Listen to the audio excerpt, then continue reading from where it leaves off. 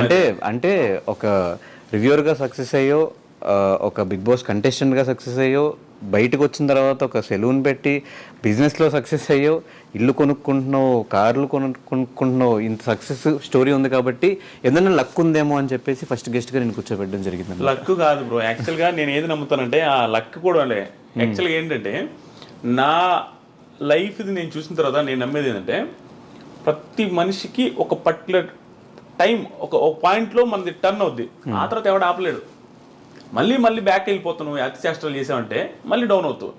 కానీ నాకు వచ్చిన పర్టికులర్ టర్నింగ్ పాయింట్ ఎక్కడంటే బిగ్ బాస్ రివ్యూస్ చేయడం బ్రో. ఎంత కామెడీ బ్రో.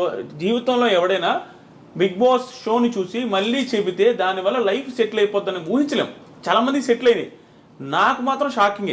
మిగతా వాళ్ళందరికీ నాకు డిఫరెన్స్ ఏంటంటే అందరు లైఫ్లు సెటిల్ అవ్వచ్చు, నా లైఫ్ సెటిల్ అవ్వడమే కాకుండా బిగ్ బాస్ కంటెస్టెంట్ లోపల పోయి వచ్చాను. అది చాలా మిరాకిల్. అది వెళ్ళి రావడం, అక్కడ సక్సెస్ అయ్యి రావడం. అక్కడ నాకు టర్నింగ్ పాయింట్ ఎక్కడ వచ్చిందంటే హెవీ ప్రాబ్లమ్స్ ఫేస్ చేసిన ఆదిరెడ్డి. ఎంత ప్రాబ్లమ్స్ అంటే నేను హార్ట్ఫుల్గా చెప్తున్నా, చాలామంది యూత్ అసలు ఫేస్ చేస్తుండ్రు, అన్ని ప్రాబ్లమ్స్ ఫేస్ చేశా. అవి అనుకుంటే కొంతమంది కామెంట్లు అనొచ్చు, అబ్బా చాలామంది ఫేస్ చేశారని. నా ప్రాబ్లమ్స్ నాకు భయంకరంగా ఎక్కువ, అంటే అందరికంటే ఎక్కువ అని చెప్పకూడదు కానీ చాలా మంది ఫేస్ చేస్తుంటారు చూసారు. ఆ ప్రాబ్లమ్స్తో ఈక్వల్గా ఉంటాయి నా ప్రాబ్లమ్స్. ఆ స్టేజ్ నుంచి ఈ స్టేజ్ దగ్గర రావడం ఎక్కడి నుంచి స్టార్ట్ అయింది అంటే 2018లో బిగ్ బాస్ రివ్యూ స్టార్ట్ చేశాను. అది కూడా ఎంత కామెడీగా స్టార్ట్ చేసినా బ్రో. 2018లో సీజన్ 2 అప్పుడు స్టార్ట్ చేశా. ఎంత కామెడీగా అంటే నా ఫ్రెండ్ ఊరికి వీడియో పెడితే కామెడీగా ఓవర్ హుడీ వేసుకొని చేస్తుంటా. ఎంత పాత హుడీ అంటే ఆ పాత హుడీ వేసుకొని ఇట్లా పెట్టుకొని, అంటే నేనేదో పెద్ద తోపు అనే ఫీలింగ్తో చేస్తా ఉన్నాను ఇట్ట పవన్ కళ్యాణ్ స్టైల్లో. అది వైరల్ అయింది, అన్ని ఛానల్స్ పెట్టుకున్నారు. నా ఛానల్లో 100 మంది సబ్స్క్రైబర్లు ఉన్నారు. ఆ 100 మంది సబ్స్క్రైబర్స్తో అది 8,000 వ్యూస్ వచ్చింది. ఆ రోజు నుంచి ఈ రోజు దాకా మినిమం వ్యూస్ లేకుండా నా ఛానల్లో వీడియో లేదు బిగ్ బాస్ రిలేటెడ్. అది నా లైఫ్లో టర్నింగ్ పాయింట్. దానికి ముందు పడ్డ కష్టాలు కొన్ని చెప్తాను చూడండి. నేనదే లక్ అన్నా చూసారా, ఆ లక్ ఆ టైం ఉంది చూసారా, అది కలిసి వస్తే ఎవడు ఆపలేడు. నాకు కలిసి వచ్చిన పాయింట్ ఇది. దానికి ముందు 30 ఇయర్స్ బ్రో. నాకు ఈ ఇంటర్వ్యూలో నాకు తెలిసి నేనే మాట్లాడతాను ఎక్కువ, నాకు అట్లా అనిపిస్తుంది ఒక్కోసారి. అందుకే నేను అడగదనుకున్న క్వశ్చన్స్ అంటే ముందే ఆన్సర్లు వచ్చేసి నేను ఇంటర్వ్యూస్ ఎవరైనా నేను ఎందుకు ఇవ్వనంటే నేను హార్ట్ఫుల్గా మాట్లాడేసి నాకు ఆనంద బస్పాలు వచ్చేస్తే నా లైఫ్ జర్నీ గురించి నేను చూసుకుంటే యాడ్ నుంచి యాడికి వచ్చానని నాకు తెలియకుండా నాకు వేరే వాళ్ళ ముందు ఎమోషనల్ అవ్వడం నాకు ఇష్టం ఉండదు. నేను ఎమోషనల్ అయిపోతా. నాకు అలా అనిపిస్తుంది. ఎందుకంటే ఎన్ని పీక్ ప్రాబ్లమ్ చూసి ఇప్పుడు ఎంత హ్యాపీగా ఉన్నాను నాయనని. ఇప్పుడు 30 ఇయర్స్ ఉన్నాయి బ్రో. ఎవ్వడు ఆర్డినరీ పర్సన్ ఎవరైనా కంపేర్ చేసుకోవచ్చు నాది. ఇప్పుడు 2018లో 30 ఇయర్స్, 2018లో 30 కాదు, 2018లో నాకు 28 ఏమో, నా పెళ్ళి 8 ఏమో 30 ఇయర్స్. ఓకే. సో 30 ఇయర్స్ వరకు నేను 29 ఇయర్స్ వరకు నేను సెటిల్ అవ్వలేదు. సెటిల్ ఇన్ ద సెన్స్ ఏమీ లేదు నా లైఫ్లో. మా ఒక సింధనూరు అనే ఊరు ఉంటుంది, నేను ఇది ఎక్కడ చెప్పలా. నేను ఎలక్ట్రికల్ ఇంజనీర్. కొన్ని నేను చెప్పలేను, మరీ ఓవర్ డ్రామాటిక్గా ఉంటుంది నా లైఫ్ స్టోరీని. కొన్ని చెప్పను, ఈరోజు కొన్ని చెప్పలేను. కానీ ఎందుకు చెప్పాలి అంటే ఆడియన్స్లో మీరు రివ్యూ స్టార్ట్ చేసిన తర్వాత మిమ్మల్ని చూసి ఓకే ఇలా కూడా సంపాదించేసి డబ్బులు అని చెప్పి యూట్యూబ్లో చాలామంది రివ్యూ స్టార్ట్ చేసిన వాళ్ళు ఉన్నారు, వాళ్ళు సక్సెస్ అయ్యి వాళ్ళ లిమిట్లో వాళ్ళు సంపాదించుకుంటున్న వాళ్ళు కూడా ఉన్నారు. కాబట్టి ఇలాంటి స్టోరీస్ అని వింటే అందరికీ ఇన్స్పిరేషన్గా ఉంటుంది కాబట్టి అడుగుతున్నా క్వశ్చన్. సింధనూరు అనే ఊర్లో నేను ఎలక్ట్రికల్ ఇంజనీర్ అయి ఉండి పరిస్థితి బాగాలేక సివిల్ ఫీల్డ్లో సివిల్ ఇంజనీర్ యాక్టింగ్ చేస్తూ తార్ రోడ్ల దగ్గర ఇలా పెట్టి ఆ మీటర్ ఉంటుంది, ఓన్లీ సివిల్ ఇంజనీర్స్ కంపేర్ చేసుకోవచ్చు, వాళ్ళకి అర్థమవుతుంది ఎన్ని సెంటీమీటర్స్ తారు వచ్చిందని ఇటు చూడాలి వంగి. అది చేసేవాడు నేను. మొత్తం నల్లగా అయిపోయి తార్ రోడ్డు దగ్గర 13,000 14,000 ఇచ్చేవాళ్ళు. అక్కడ పని చేస్తున్నప్పుడు అక్కడ చిన్న రూమ్ ఇస్తారు మాకు. ఆ రూమ్లో ఉన్నప్పుడు మా నాన్న ఒకరోజు కాల్ చేసిండు, బాధపడతా. అప్పుడు పోయి పొజిషన్ చాలా బ్యాడ్గా ఉండేది అనమాట. ఎట్టకొట్టి చేసుకోరా, సెటిల్ అవ్వరా, నువ్వు నీది ఒకటే నాకు బాధ. ఎందుకంటే బాధ నాది ఒకటే కాదు, మా చెల్లెళ్ళు బ్లైండ్, మా చెల్లికి కనిపించదు, మా చెల్లి పెళ్లి చేసుకొని అంటుంటుంది, అదొక పక్క మా నాన్నకి బాధ ఉంది. ప్లస్ మా మదర్ సూసైడ్ చేసుకొని చనిపోయి ఉన్నారు, అదొక బాధ ఉంది. ఫైనాన్షియల్గా బీభత్సమైన ప్రాబ్లమ్స్లో ఉంది, పీక్ ప్రాబ్లమ్స్. 11 లక్షల చిల్లర బ్యాంకులో లోన్స్ ఉన్నాయి మా నాన్నకి. నాకు తెలుసు, నేను రాజకీయాలు పెద్ద కాన్సన్ట్రేట్ చేయను కానీ ప్రతిసారి ఎలక్షన్కి ముందు ప్రతిసారి దేవుని మొక్కునేది తెలుసు. ఒకప్పుడు మా నాన్న మా అకౌంట్లో అదే మా లోన్స్ ఏదైతే ఉంటాయో చూస్తారు అగ్రికల్చర్ లోన్స్, అవి అయితే వెళ్ళిపోవాలా. అది ఎవడు హామీ ఇస్తే వాళ్ళు గెలవాలని కోరుకునేది. చాలామంది ఇచ్చారు అట్లాంటి హామీలు. ఈసారి అగ్రికల్చర్ లోన్స్ మొత్తం పోతాయి, వాళ్ళు ఇచ్చారు వీళ్ళు ఇచ్చారు, అన్ని ఈ గవర్నమెంట్ ఇచ్చింది ఆ గవర్నమెంట్ ఇచ్చింది. ప్రతిసారి నేను ఎవరికి హామీ ఇస్తే వాళ్ళు గెలవాలనుకున్నాను. అంటే నాకు లైఫ్లో ఇంకేం గోల్స్ ఉండేది బ్రో. నా లోన్స్ క్లియర్ అయిపోతే మా నాన్న హ్యాపీ, నేను హ్యాపీ అనుకున్నాను. అలా మా నాన్న ఆ రోజు సింధనూరు దగ్గర ఫోన్ చేసినప్పుడు బాధపడతా మాట్లాడాడు. అది నాకు ఇప్పటికీ గుర్తుంది. ఆ రోజు నుంచి మళ్ళీ ఆ 30 ఏళ్ళు అని చెప్పేసి పెళ్ళి అయ్యే రోజు వరకు నాకు పిల్లని ఎవరు ఇచ్చేవాళ్ళు లేరు బ్రో. అంటే ఇంకా నా పెళ్లి గురించి టాకే వచ్చేది లేదు మా ఇంట్లో. ఎందుకు సంపాదించట్లేదన్నా లేకపోతే? నేను అప్పుడు ఎంత బ్రో 48 కేజీలు పెట్టినోని, 50 కేజీలు నా హైట్ ఇంతే ఉండదు, 6.3, 48 కేజీల వెయిట్తో మా అమ్మ సూసైడ్ చేసుకున్న ఇంటికి ఎవరైనా అంటే ఎందుకు సూసైడ్ చేసుకున్నదో, ఎన్ని ప్రాబ్లమ్స్ ఉన్నాయో, ఆ ఇంటికి మళ్ళీ కోడలు ఎవరు ఇవ్వాలనుకుంటారా? ప్లస్ మా ఇంట్లో మా చెల్లి అలాగే ఉంది, ఒక పర్సన్ హ్యాండిక్యాప్డ్ పర్సన్ ఉండే ఇంటికి ఎవరు ఇవ్వాలనుకోరు. అలాంటి సిచ్యువేషన్లో ఉన్న నాకు పెళ్లి తాట మా ఇంట్లో లేదు, నాకు లేదు, ప్లస్ అప్పులు నేను అందరికీ తెలుసు. ఆ పొజిషన్ నుంచి 30s నాకు ఎలా ఉన్నాడు చూడు, నా పెళ్లి కాలేదు. ఎవరికైనా ఒక పర్సన్కి ఎలా ఉంటుంది బ్రో, జాబ్ లేదు, పెళ్లి కాలేదు, అందరూ అడుగుతారు. మన ఫ్రెండ్స్కి మన ఫైనాన్షియల్గా ఇదేంది తెలియదు. మన బయటికి ఫ్రెండ్స్కి ఏమంటారు, ఫోన్ చేసి ఏమమ్మా ఎప్పుడు పెళ్ళి అంటారు. మనం ఏం చెప్పలేము, ఏం చేస్తున్నారు అంటారు, ఏమి చెప్పలేని పొజిషన్. ఆ టైంలో వెనక ముందు ఆలోచించుకుంటే అంటే ఇంకా లిటరల్గా ఆ పొజిషన్ ఎట్లా ఉందంటే నిల్ అనమాట బ్రెయిన్లో. అంటే ఇంక మనకు ఆలోచించడానికి కూడా ఎట పోతే అట్ట వదిలేసిన, అసలు మొత్తం ఫ్రీగా వదిలేయబట్టే బిగ్ బాస్ రివ్యూ చేసిన కామెడీగా. అంటే నీకు ఒక టైం వస్తుంది బ్రో, నేను కాన్సన్ట్రేట్ చేసి నా లైఫ్ని నా కెరీర్ టర్న్ అవ్వాల, నోటుకు వచ్చినట్టు వదిలేస్తే కెరీర్ ఒక మలుపుకి వచ్చింది. అలా కామెడీగా చేసిన బిగ్ బాస్ రివ్యూస్. ఆ తర్వాత నాకు తెలియదు అసలు బిగ్ బాస్ రివ్యూస్ చేస్తే డబ్బులు వస్తాయని కూడా. 30,000 సబ్స్క్రైబర్స్ ఎంతో మానిటైజ్ చేశారు. అప్పటి నుంచి డబ్బులు స్టార్ట్ అయింది. 70,000 రూపీస్ ఫస్ట్ ఇయర్ నాకు వచ్చిన రెవెన్యూ. 70,000 రూపీస్ వస్తే మా అక్క నాతో అనేది భయంకరమైన ప్రాబ్లమ్స్ చూస్తున్నాం. మాకు కూడా దగ్గరుండి ఎప్పుడైనా వాళ్ళ ఇంట్లో పెట్టుకొని ఫుడ్ పెట్టి వాళ్ళ ఇంట్లో నన్ను బాగా చూసుకుంటున్నాను ఉండేవాళ్ళు. మా అమ్మ చనిపోయిన తర్వాత 70,000 వచ్చినప్పుడు మా అక్క కాల్ చేసి ఏమన్నా తెలుసా, అమ్మయ్య ఇంకొక 1.5 లక్ష 2 లక్షలు చేసుకోరా మొత్తం, నీకు ఎట్ట కూడా పెళ్లి చేద్దాం, ఆ 2 లక్షలు ఇంకొక 1 లక్ష ఎట్లా కూడా అప్పు చేసి నీ పెళ్ళి అయితే బాగుంటుందని. మా అక్క కూడా హోప్ వచ్చింది, 70,000 సంపాదించినని. అక్కడ స్టార్ట్ అయిన నా జర్నీ లాస్ట్ బిగ్ బాస్ రివ్యూస్లో 1 మంత్కి 39 లక్షలు మీరు ఆల్రెడీ చూసుంటారు. అక్కడ దాకా వచ్చింది. నేను ఈ వీడియోలో ఇవి చెప్పేది పొగరుగా చెప్పట్లేదు బ్రో, కొంతమంది జెన్యున్గా చెప్తున్నాను. కొంతమంది ఫ్యామిలీస్ కానీ, కొంతమంది ఫ్యామిలీస్లో ఉండే పేరెంట్స్ కానీ స్ట్రగుల్ని తీసుకోలేక సూసైడ్ చేసుకుంటారు. ఎగ్జాంపుల్ మా మదర్కి పీక్ ప్రాబ్లమ్స్. మా ఇంట్లో అందరికీ ఏంటంటే ఆస్తులు ఉండేవి బ్రో. ఆస్తులు ఎలాంటి ఆస్తులు, మెట్ట ప్రాంతం అది. ఆస్తులు అయితే ఉంటాయి చెప్పుకోవడానికి, 8 ఎకరాలు 9 ఎకరాలు 10 ఎకరాలు అంటారు, కానీ అవి ఎవడు కొండవు దాంట్లో పంటలు పండవు. ప్లస్ పల్లెటూరులో ఉండేవాడు పీక్ ప్రాబ్లమ్స్ వచ్చినా అవి అమ్మడు. దానివల్ల ఆస్తులు కొంచెం ఉన్నప్పటికి కూడా ప్రాబ్లమ్స్ ఎప్పుడు ఉండే, చేతిలో డబ్బులు ఉండేది లేదు. బర్రెలు ఉంటాయి, బర్రెలు మొత్తం మా అమ్మాయి చూసుకుంటుంది. గెడ్డి మోపులు తెచ్చేది మా అమ్మాయి, వ్యవసాయం చేసేది మా అమ్మాయి, నిమ్మ తోట ఉండేది, అది కూడా పోయిందిలే. అక్కడికి పోయేది మా అమ్మాయి, మాకు వండి పెట్టేది మా అమ్మాయి, 4 పిల్లకాయలని. అన్నీ చూసుకునేసరికి మా అమ్మకి బాగా, మా అమ్మ కూడా హైట్ ఎక్కువ, సన్నంగా ఉండేది. అంత ప్రాబ్లమ్స్ ఫేస్ చేస్తే ఒకసారి హోటల్ ఉండేది మాకు. ఎంత ప్రాబ్లమ్స్ అంటే ఒకసారి ఊహించుకుంటేనే అంటే నేను పేరెంట్ అయిన తర్వాత మా ఇంట్లో వాళ్ళు ఎంత స్ట్రగుల్ అయి ఉంటారో మా అమ్మ అనిపిస్తుంది. మా వైఫ్ని చూసిన తర్వాత హోటల్ ఉండేది, చిన్న హోటల్, ఊర్లో రేకుల షెడ్ వేసి ఒక హోటల్, మా సొంత ప్లేసే కాబట్టి అక్కడ పెట్టాము. బోండాలు, ఇడ్లీలు, పూరీలు అన్నీ చేసి మా అమ్మాయి పెట్టి, మా అమ్మాయి వండి అందరికీ పెడతా ఉండేది. అవే డబ్బులు వస్తూ ఉండేవి. అప్పుడు మేము హ్యాపీగా ఉన్నాం. ఆ టైంలో, ఆ హోటల్ పెట్టిన టైంలో మాది మంచి సక్సెస్లో ఉండేది. ఓకే, కొంచెం డబ్బులు చూస్తున్నాం. ఆ టైంలో నేను బీటెక్ జాయిన్ అవుతూ ఉండేది. జాయిన్ అయ్యి బీటెక్ కాలేజీకి పోయే ముందు రోజు మండలు దుడిచేది, ప్యాకెట్లు కట్టేది. నాకు ఇష్టం ఉండదు, ఎవరికి ఇష్టం ఉంటుంది బ్రో, బిల్డప్ ఇవ్వాలని ఎవరికైనా ఉంటుంది. మిడిల్ క్లాస్ పర్సన్ బిల్డప్ ఇస్తాం. బీటెక్ స్టూడెంట్ అంటే ఏమనిపిస్తుంది, సో బిల్డప్ ముందు అనుకునే వాళ్ళం. ఆ ప్యాకెట్లు కట్టుకుంటా, అవి క్లీన్ చేసుకుంటూ ఉండేది. ఆ టైంలో మా అమ్మకు ఒకరోజు నేను పూరి చేస్తా, పూరి బాండలు మొత్తం కాలం మీద పడిపోయింది. వేడి ఆయిల్ డైరెక్ట్ పూరీలు చేస్తూ ఉంది, అది స్లిప్ అయి పడిపోతే ఆ పడ్డ కాళ్ళంతా కాలిపోయింది, ఎగిరొచ్చి ముఖం మీద అంతా పడ్డాయి. మొత్తం ముఖం కాలింది, కాలు కాలి. మా అమ్మ ఆల్మోస్ట్ 3-4 నెలలు బెడ్ రెడ్. అక్కడి నుంచి అంటే ఆ రోజు నుంచి మా అమ్మకి మొత్తం టర్న్ అయింది. అంటే ప్రాబ్లమ్స్ ఏమి ఎక్కువ ఉన్నాయి, లోన్స్ ఏమి ఎక్కువ ఉన్నాయి, మా చెల్లెళ్ళు ఒక బాధ, ప్లస్ మా నాన్న పెద్దగా వర్క్ చేయడు, నాదొక బాధ, నాకు జాబ్ లేదు, ఇవన్నీ బాధలు పెట్టుకొని ఆ టైంలో మా అమ్మ ఏమనిపిస్తుందంటే ఈ పెయిన్స్ ఎక్కువ ఉండేవి, బ్యాక్ పెయిన్ ఎక్కువ వచ్చేది, ఈ ఆయిల్ పడ్డ మంటలు ఎప్పుడు ఉండేవి.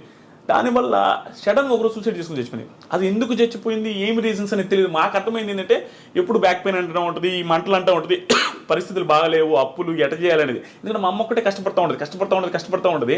అవన్నీ తట్టుకోలేక సూసైడ్ చేసుకుని చచ్చిపోయింది బాత్రూమ్కి వెళ్ళి. అది కూడా నార్మల్. ఆ రోజు కూడా లాస్ట్ ఫుడ్ తిని నేనే గోంగూర పచ్చడి నాకు ఎప్పటికీ గుర్తుంది. అంటే మన బెల్ల పెట్టుండదు తెలుసాను. ఇప్పుడు నేను రిగ్రెట్ ఫీల్ అవుతా. ఆ రోజు కూడా నాకు ఇప్పటికి గుర్తు. ఏంది మా ఈరోజు కూర అంటే పచ్చడి రానిది. పచ్చడితో ఏంది అంటే మా ఇది సరే పెట్ట 2 ముద్దలు తిని నేను తిను. మన బిహేవియర్ అట్లా ఉంటుంది. బిల్డప్ ఇస్తుంటాం కదా, ఇసిరేసేది ప్లేట్లు, అదే విధంగా ఉండేది. అటు పెట్టేస్తే మా అమ్మాయి లాస్ట్లో సరే నేను తింటలేపు అన్నది పెట్టేసి ఆ ఫ్రెండ్ వాళ్ళ ఇంటికి వెళ్ళిన. రోజు ఆడే పడుకునేది మా ఫ్రెండ్ వాళ్ళ ఇంటి. ఎందుకంటే చిన్నప్పుడు మా ఇంట్లో దొంగలు పడ్డారు. అప్పటి నుంచి నాకు దొంగలంటే భయమే మా ఇంట్లో పడుకున్నాను. అక్కడికి వెళ్తే నేను వేరే ఫ్రెండ్స్తో ఫోన్ మాట్లాడుతున్నా 11-11:30 టైంలో. నాకు ఫోన్లు వస్తా ఉన్నాయి మా ఇంట్లో నుంచి నాన్ స్టాప్గా. కట్ చేస్తా ఉన్నా, మనకి ఓవరు కట్ చేస్తున్నా. ఒక టైంలో ఏక ఫోన్ చేస్తానంటే ఇంటికి అడిగినా అన్నాడు. మర్చిపోయింది, నేను ఎత్తలా. ఫోన్ ఎత్తకపోతే నా ఫ్రెండ్ లోపల ఇంట్లో ఉన్నాడు, వాడికి ఫోన్ చేసి అది ఈయన ఫోన్ ఎత్తట్లేదు, ఒకసారి ఇంటికి రమ్మని రా. వాళ్ళకి మా అమ్మ చచ్చిపోయిన విషయం చెప్పేశారు. అలా చెప్పేశారు. నేను బయట ఫోన్ మాట్లాడుతున్నా నైస్గా. వాడు పప్పు తిన్న అన్నంతో వచ్చిండు బయటికి వచ్చి, మామ మీ ఇంటి దాకా పెద్ద మామ అన్నాడు. నువ్వు పోయి రాపరా, మీ అన్నతో నాకు పని ఉందంటే నువ్వు పోయి రాపరా.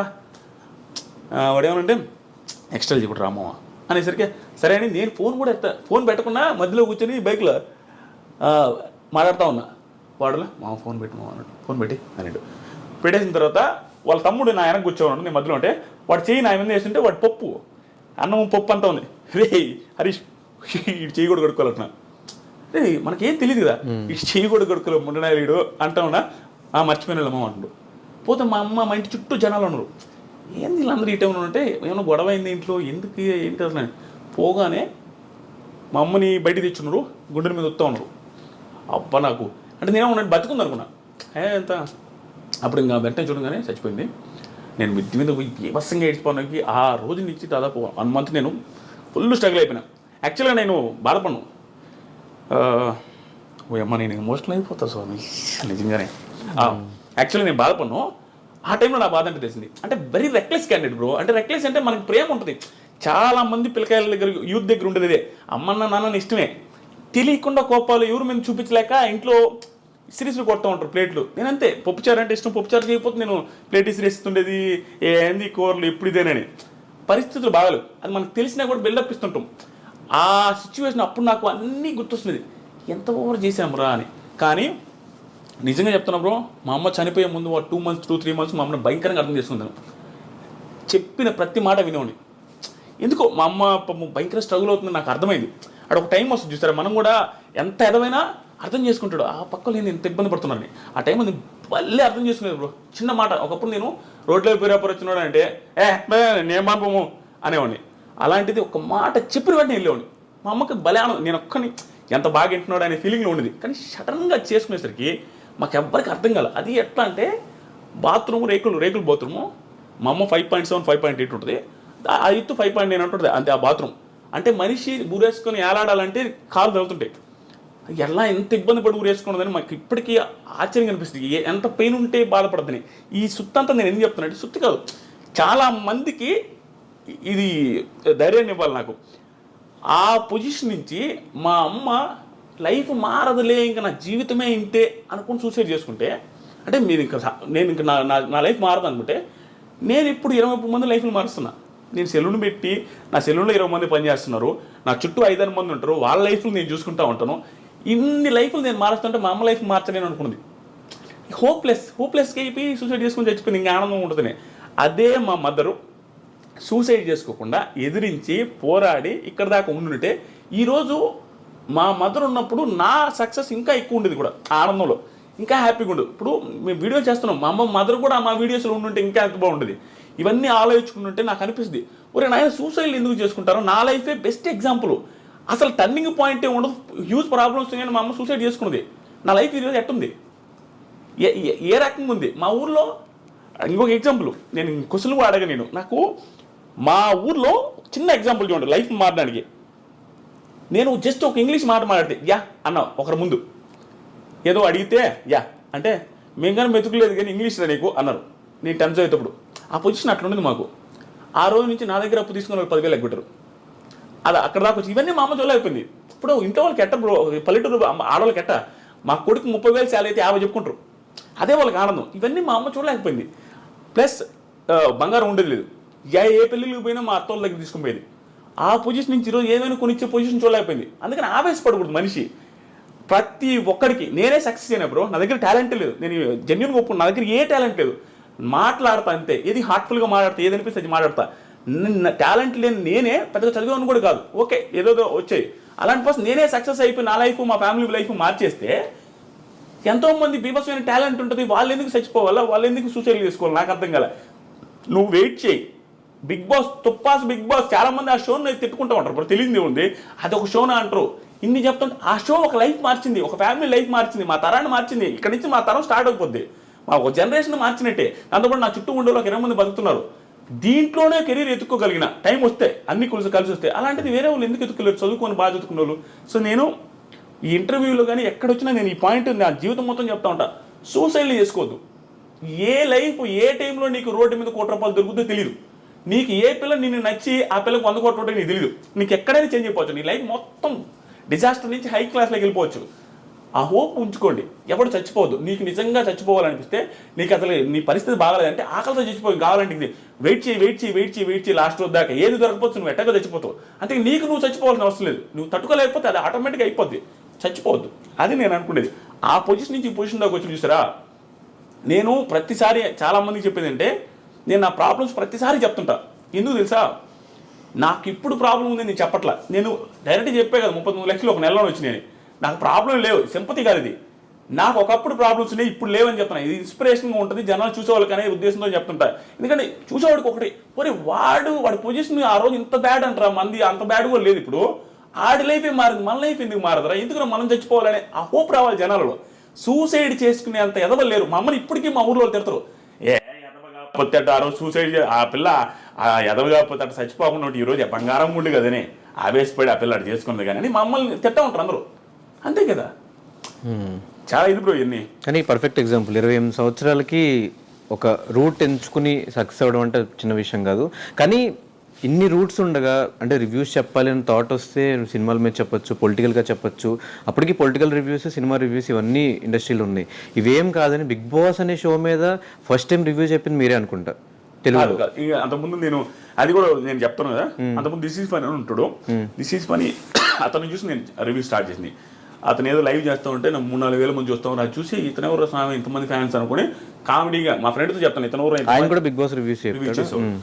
మా ఫ్రెండ్తో అన్న ఇతను వీడియోలు ఏందని ఇంతమంది చూస్తున్నా అంటే, మామూలుగా అంటగా వాడేందన్న చేసిదే మనం చేయలేమా, వాడు బిల్డప్కి మావాడు నువ్వు కూడా చేయన్నా అని చెప్పి వీడియో పెట్టా చేసిన, అది సక్సెస్ అయింది. ఆ నుంచి వచ్చింది. నేను చెప్పింది అదే బ్రో, విషయం కాదు, తెలియకుండా నీకు ఒకటి వస్తుంది. ఆ టైము నాకు వచ్చింది అంతే, నా టాలెంట్ కాదు. అందుకని చెప్తాను, ఎవరికైనా ఒక టైం వస్తుంది. సో బిగ్ బాస్ రివ్యూస్ ఎందుకు చేసిన అంటే, నేను ఫస్ట్ యూట్యూబ్ ఛానల్ పెట్టి స్టార్ట్ చేసింది రైతుల గురించి వీడియోలు, రైతుల లాసులు కష్టాలు ఏంది, మీరేమో రైతులు అంటుంటే మీరు శ్రీరెడ్డి ఆవిడ వీడియోలు ఎక్కువ వేసుకుంటున్నారు, ఇంటర్వ్యూలు ఆవిడే వస్తున్నాయి. అప్పుడు ఫేమస్ ఆవిడ, ప్రతి ఒక్కటి కాంట్రవర్షియల్ భలే ఉండేది వ్యూస్. అట్లా ఉన్నారు, రైతులు ఊరు పట్టించుకోలేదని ఆ వీడియోలు చేస్తే ఇప్పుడు చూసేదిలే. బిగ్ బాస్ గురించి చూడకుండా అందరూ చూసారు. ఇంకా అందుకని బిగ్ బాస్ చేస్తాం. ఇప్పుడు ఏది వస్తే అదే కదా చేస్తాం. డబ్బులు వస్తే ఏం తెలియదు. తర్వాత వచ్చినాయి 70,000 వచ్చినాయి, నెక్స్ట్ ఇయర్ 1,80,000 వచ్చినాయి. ఆ తర్వాత ఇంకొంచెం ఎక్కువ వచ్చింది, ఆ తర్వాత ఇంకొక ఎక్కువ వచ్చింది. తర్వాత బిగ్ బాస్కి వెళ్ళాం, తర్వాత ఇక్కడ దాకా వచ్చాం. ఆ టైంలో రైతులకి సపోర్ట్గా వీడియోస్ చేసి ఈరోజు రైతు బిడ్డకి సపోర్ట్ చేసావు బ్రో. అట్లేం కాదు బ్రో, అట్లే అనుకోవచ్చేమో. కానీ రైతు బిడ్డకి సపోర్ట్ అంటే బ్రో ఒక్కటి చెప్తా, రైతు బిడ్డ అయినా ఇంకొకరి బిడ్డ అయినా డాక్టర్ అయినా ఎవరైనా ఆడ ఆడితేనే సపోర్ట్ చేస్తారు జనాలు తంగలు కాదు. ఖచ్చితంగా ఆట ఏదో పాయింట్లో నచ్చితేనే సపోర్ట్ చేస్తారు. నచ్చకుండా అసలు ఓటు వేయాలంటే హాట్స్టార్ ఓపెన్ చేసి ఎవరికి ఓపుకుండదు.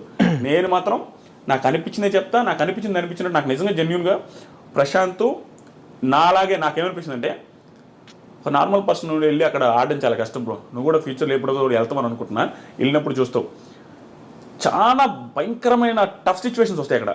తెలియకుండా ఈజీగా అనిపిస్తుంది, అమ్మాయి ఏంద్రా కూడు ఉండదు, నిద్ర ఉండదు, ఆడల ముందు గుడ్లు మార్చుకోవాలా, ఇవన్నీ చాలా ఇబ్బంది.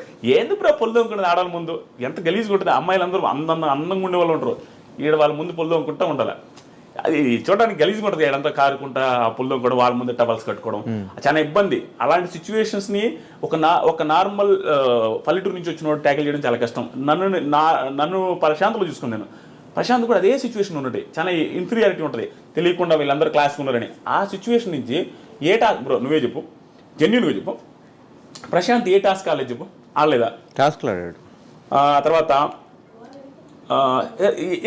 ఏదో ఒక రకంగా తెలియకుండా ఇంప్రెసివ్ అనిపించలేదు. ఏదో ఒక టైంలో ఇంత అనుకోలేదే, ఇది ఇంతుందా, పర్లేదు మనం అనుకున్న దానికంటే ప్రతి ఒక్కరూ సర్ప్రైజ్ ఫీల్ అయి ఉంటారు.